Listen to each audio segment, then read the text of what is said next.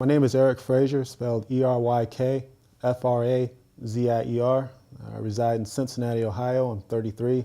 I work for the Translux Corporation. By my mother's account, her name's Patricia Frazier. At the time, I believe she was in her mid-20s, perhaps 26, 27. My father was a bit older, about 10 years older, so he had to have been around maybe 37, 38. They had first met in Jackson, Mississippi. It was back in the 70s. My father ran the Subway Lounge. It's a club located down in right outside Jackson, Mississippi. From my mother's accounts, they had met through a friend, and I guess from there, then the relationship continued. Well, I was born June 28th, 1977. It was in the Hines, well, formerly called the Hines County Hospital.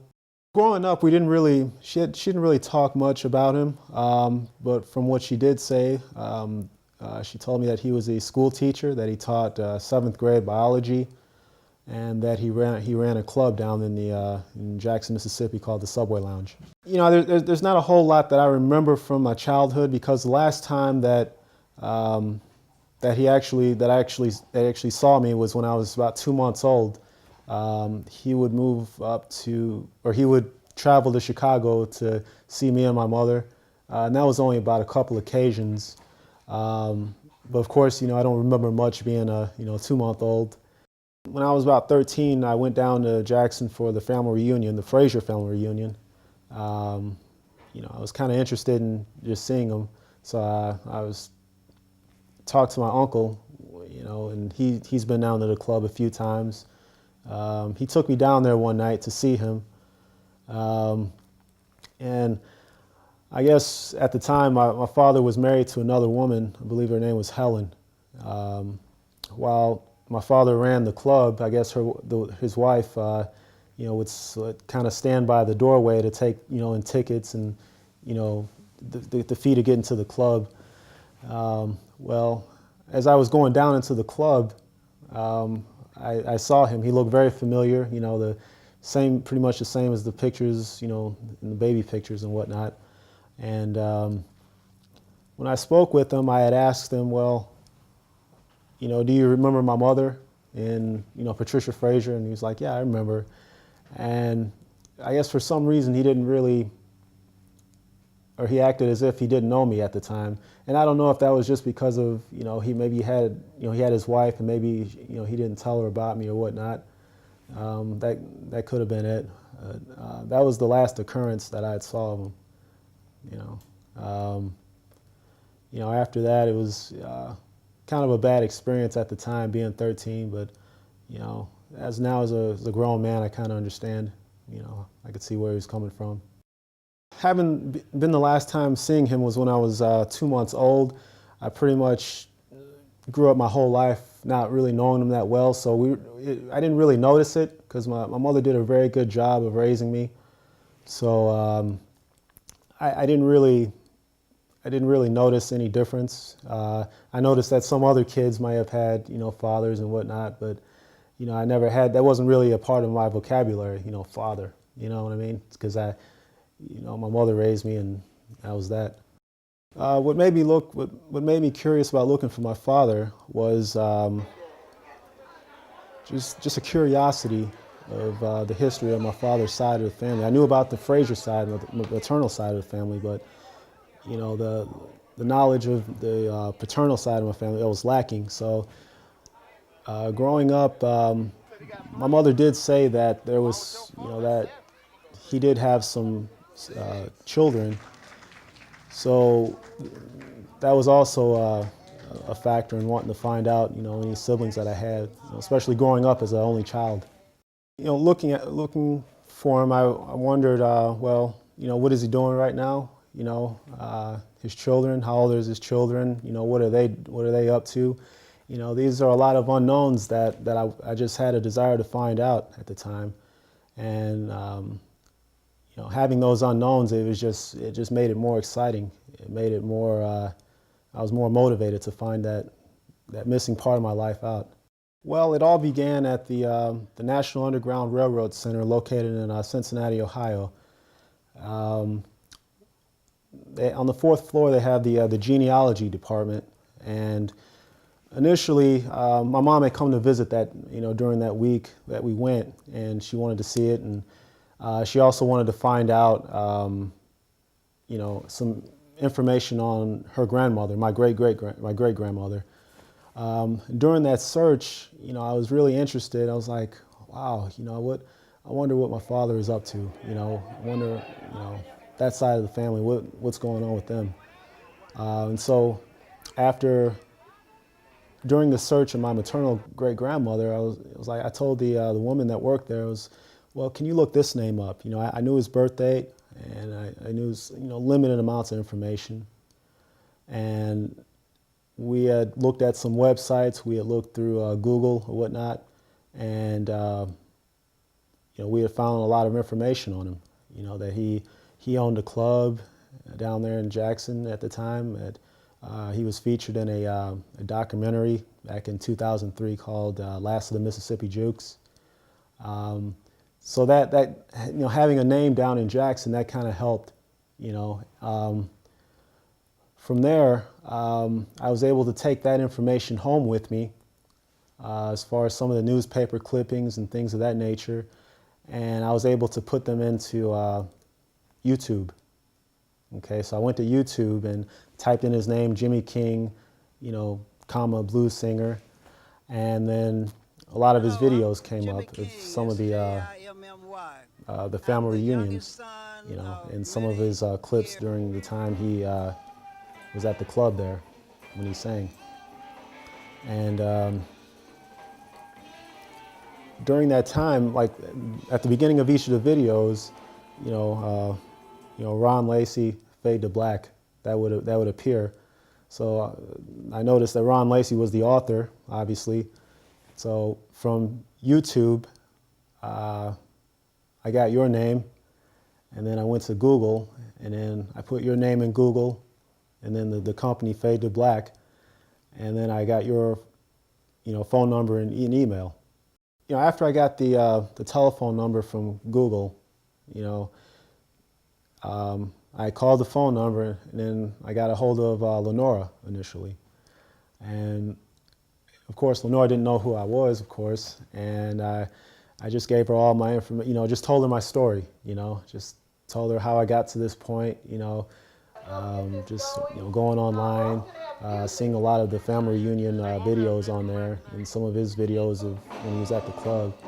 And then she gave me your, I believe it was your cell number.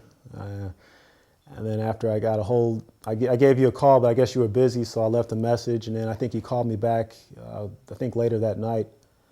And, it was absolutely, it was an amazing experience being able to reach out to you and to be able to, find out all this information that I didn't know previously.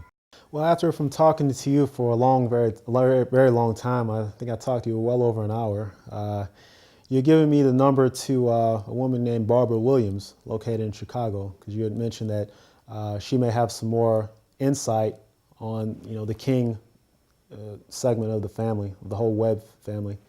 And so after I got off the phone with you, I talked to Barbara. I spoke with her for a very long time. She was very helpful, and she had so much insight for me.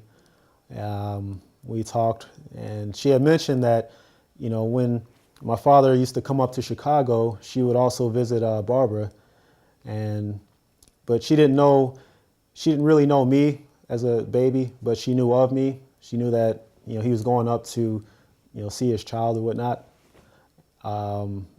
So, she had a lot of information. After that, she gave me his phone number, but at first I was a little bit reluctant to talk to him because I remembered our last meeting, or our last incident when I was 13 and went down to his club, and he kind of put it off as if he didn't really know me. So I didn't want anything like that to happen again. So I was kind of like, well, I was interested in meeting, the rest of my family, but at that time I wasn't really interested in seeing him as much. But then Barbara explained, and you explained to me as well, as like, well, that was the past, and things like this happen, but you just got to go with life and go with the flow. So after I talked with Barbara, that's when I talked to my father. I gave him a call later that night, actually. Well, I noticed when I talked to him that my father's a whole lot like me. He's just very quiet. He likes to get right to the point. He doesn't like to talk a lot, and I noticed that.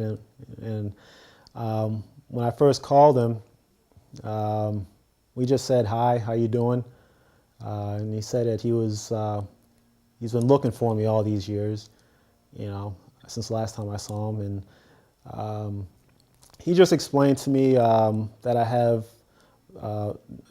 9 other brothers and sisters, and that I'm the 4th youngest, and I got 3 younger sisters. Yeah, 3 younger sisters, and one of them's only 14 years old.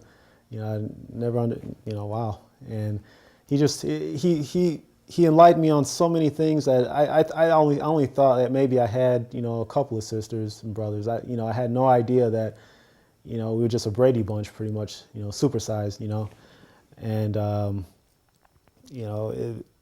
he said that he's gonna make out a list of all of my siblings from oldest to youngest, and he was gonna mail it to me.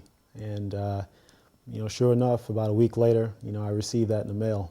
And so that was just that point in my life. I never forget that moment. It was amazing. Yeah, that was pretty much the first conversation. It only lasted probably about 15 minutes because he also had some, I guess, previously some medical issues, and so he may not have had the energy to really talk for an extended amount of time. Since then, I've tried to call him at least once every month or so probably about 5 or 6 times since the first time. Yes, we did have a family get-together in early July, right before the 4th of July weekend. And it was held in Clinton, Mississippi, right outside Jackson at my sister's, Deidre LaRosa's King's house. She got a nice big house there in Clinton. Everything went well. It was exciting to see. My first sibling that I saw was Deidre coming to the door after I was knocking on the door. And of course, she saw my pictures, on the internet, on the internet or whatnot, and she recognized me, and then I recognized her, and that was my first time seeing my sibling, and that was a moment I'll never forget, and everybody got along very well. It couldn't have gone any smoother than how it did.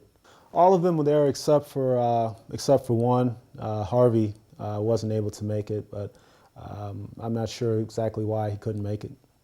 Well, initially, from talking with my father, he had brought up the idea of maybe we should have like a little mini family reunion,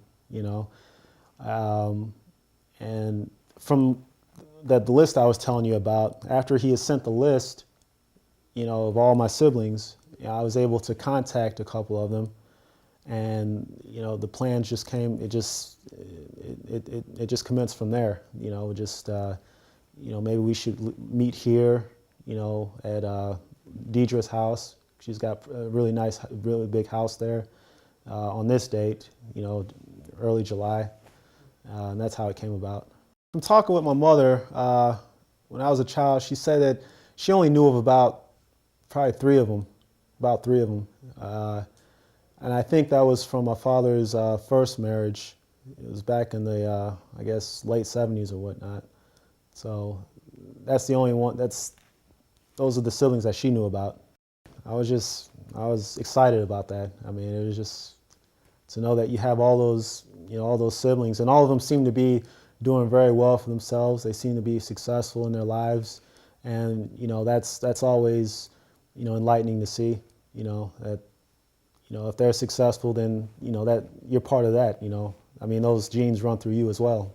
I spoke with Deidre actually a couple of weeks ago, and She said she was talking with Uncle Lonnie about perhaps having another get-together next year on his farm out there in Brandon.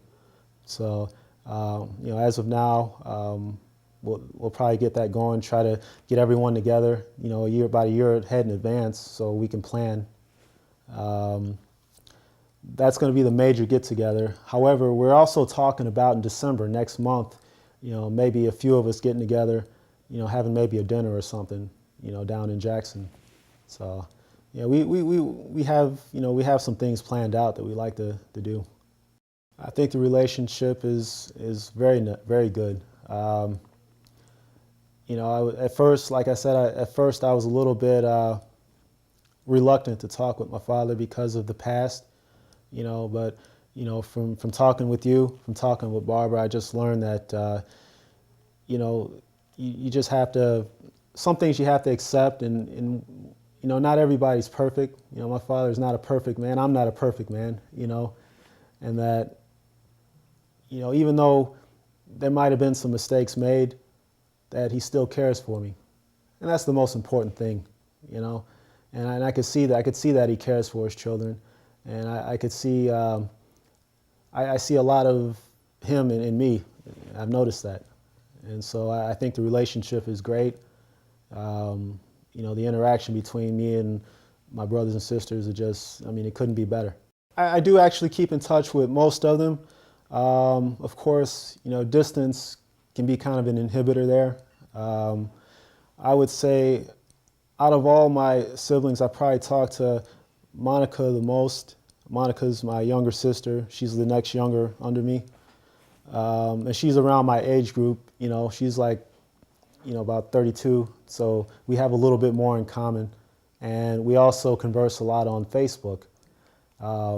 That kind of keeps us together. All those miles, it just condenses everything. It makes the world a lot smaller, And a lot of my siblings are in their, upper 40s, mid 50s.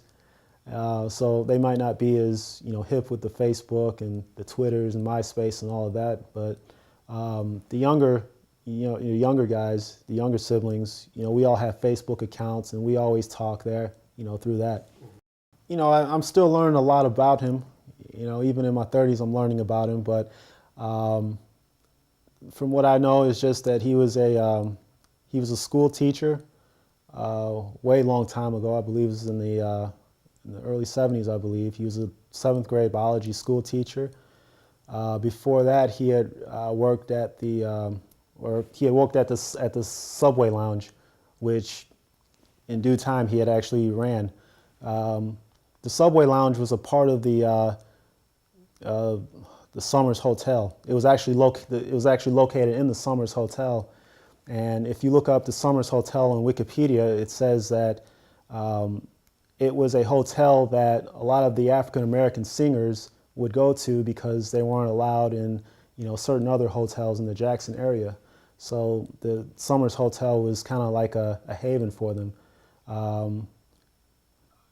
I believe that a lot of famous blues singers went there, or jazz singers. I think James Brown had frequented there, and a lot of other blues singers going through the, through the town. And my father, he was actually a part of that, and he was part of that history. And I was very impressed when I learned that about him. As far as his marital status, I believe he was married to Helen King. I believe she had passed away shortly before the documentary. I believe that was in 2002, if I'm not mistaken. So right now, I believe he's single. Overall, it's just, I've said this on many occasions, it's a blessing. For you to do what you do and to post, the videos up on the internet, you may not have expected many other people to see it, but it really did change someone's life. It changed my life, and I'm very happy for that. I couldn't imagine myself, 20 years ago, that I would be able to, find my family like this and find out that I had so many siblings, and My siblings, they're very successful as well. I would never have guessed that the oldest sibling, his name is Michael. He lives in California now. He graduated Harvard Law School. He's very successful, and I never envisioned that that have siblings successful like that. And all my other, pretty much everyone, they're doing very well for themselves. And so, to me, it's been an inspiration.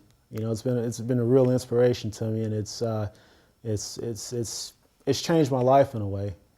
It's just made me more confident about myself, and to know that wow, if my father accomplished this in the past, my brothers and sisters accomplished this, then those genes are a part of me as well. Then I can do it. And you'll never understand how much that actually means. To put those videos up there like that on the YouTubes and the MySpace and whatnot, it was a blessing. So overall, the experience was just, it's almost like a dream. My opinion on using social media, I believe if you have the knowledge, and it doesn't take a lot of knowledge to be able to access the internet and to access these sites, I say if you can do it, then it just makes it more easier. You think back about 15, 20 years ago, we didn't have these resources that we have now. So now that they're here, you should take advantage of them, especially if you're searching for someone like a family member or someone from college or high school. It's obviously changed my life, but I think that that overall it just makes the world it just puts it in a nutshell. It just makes it much easier to access people. So my opinion on that is it's wonderful. Just like most things in life, you have to have a plan. What I would say is, you gotta plan out what you want your goal. What is the end result? Where do you want to see yourself at the end of this goal? When you're searching for someone, and then you find the resources, to get to that point. There was a lot of resources out there, like Ancestry.com. There's a couple others, but most of it can be done free. Most of it can be done at a library, the National Underground Railroad Center. Those are free services. So I say just find your resources. Find out what You have to have a little bit of information about your family at least. Maybe ask some of your older relatives. And you just go from there. Just gotta methodically plan. I wrote everything down that I wanted to do, all the resources I wanted to use, and fortunately for me, it all panned out and it worked wonderfully. It was worth it. I mean, it was, I couldn't imagine it working out this well, and the Frazier side of my family, my maternal side of the family, that's a pretty big family, but I just realized, even today, just looking at all those pictures, I realized how big my father's side of the family is, and that's just many times larger than, the maternal side. So, everything that's happened since was well worth it, and I would definitely do it over again. Yeah, family is very important. I feel it's obviously the backbone of any community. If you don't have family, then, that's a part of yourself that's missing, Just like growing up, I always felt that even though my mother did a wonderful job of raising me, I always felt that there was a little part that was missing because I didn't have knowledge of my father's side, And now that I have that, I feel a little bit more complete now. I've always been confident in myself, but just knowing all this wonderful history of the the Webbs and the Triggs and the Kings and all that, just knowing that, that it just enriches me. I just feel a lot more complete now. In the family history, I have received some documents from Deidre. That's my sister, my older sister. She had emailed me some of the family tree as far as Minnie Webb, and going all the way back there. I believe it was to about 1885. I believe, her parents and her grandparents, and besides that, I don't have too many records because I'm just kind of starting out right now. I'm just getting a feel of my father's side of the family. But, I definitely will start to keep records because, even this conversation we're having now, to me, this is a part of history, right? Everything up to this point has been well worth it, and, I was just glad, I was just happy that, I was able to find those videos and, just kind of piece everything together a little bit and to get to this point. So, absolutely. Just the main motivation was just pretty much finding out my own history.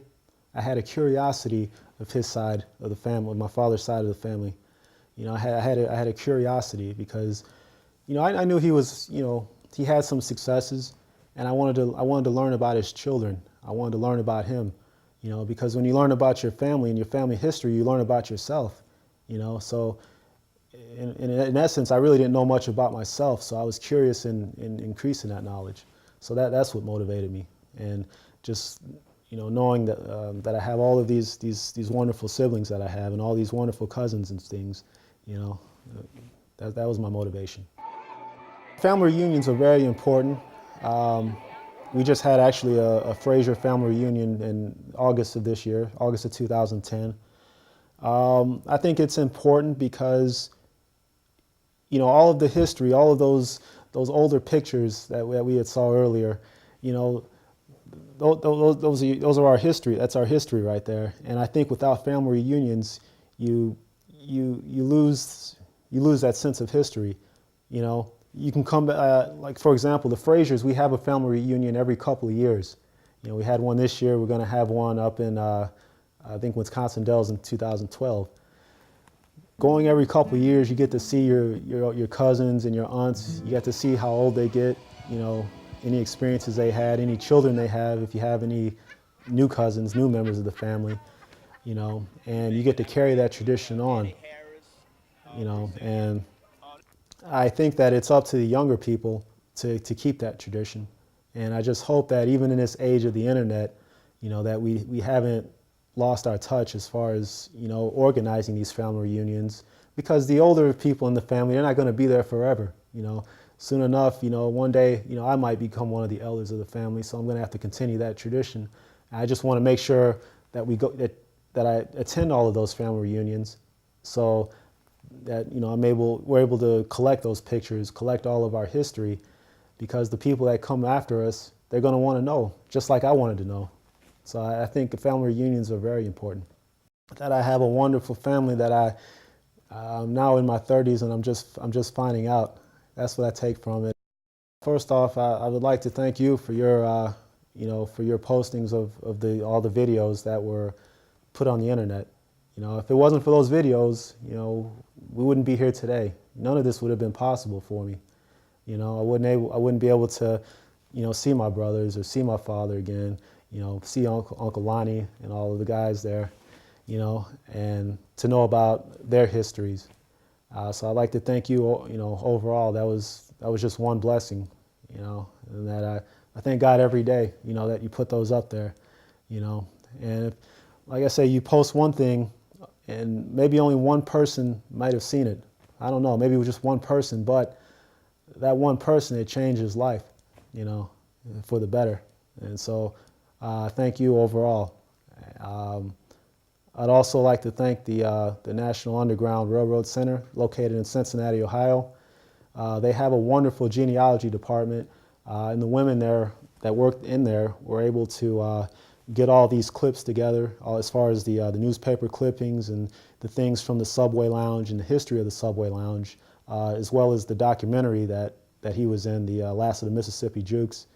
They were able to find all that information for me, and that pretty much planted the seeds for anything that came after that. So I'd like to thank them as well. I'd like to add that this, it just pretty much feels almost like a dream. It's real, but it feels like something out of a movie in a way, as far as my life is concerned, and anyone out there who wants to, look for, find your family or anyone, a loved one from the past or whatnot, the internet is it's a wonderful tool. It's absolutely wonderful. It'll take 1,000 miles and just turn it into one room. I got siblings in California, in North Carolina, you know. Got siblings in Mississippi, pretty much all over the place, but the internet kind of just puts us all in one room, even if we're 1,000 miles away. And I just wanted to thank you and all the wonderful work that you've done.